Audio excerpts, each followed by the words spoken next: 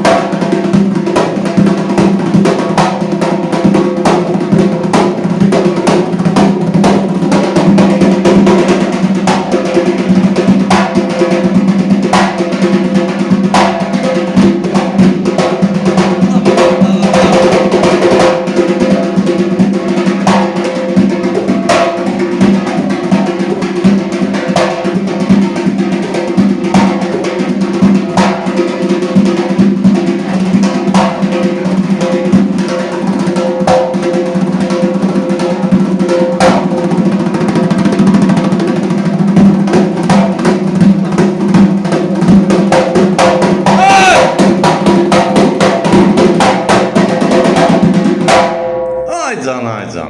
Sağ ol Yoska bala. Hüsü bala, öpürəm. Bəli. Elə bala məktəbi Gəncə budur. Mən heç vaxt elə-belə danışmamışam. Mən həmişə nə var onu demişəm. Gördüyüm işlər də göz qabağındadır. Ellərin müəllimi yaşayış yeri Gəncə şəhəri, iş yerimizdən Yurtçular Mədəniyyət Sarayının qapısı. Xalqın ballarının üzünə açıqdır. Biz hazırıq, qəbul eləyək. Nəyi biliriksə də. Sağ ol. Ay Hüsü bala, sağ ol, çox sağ ol.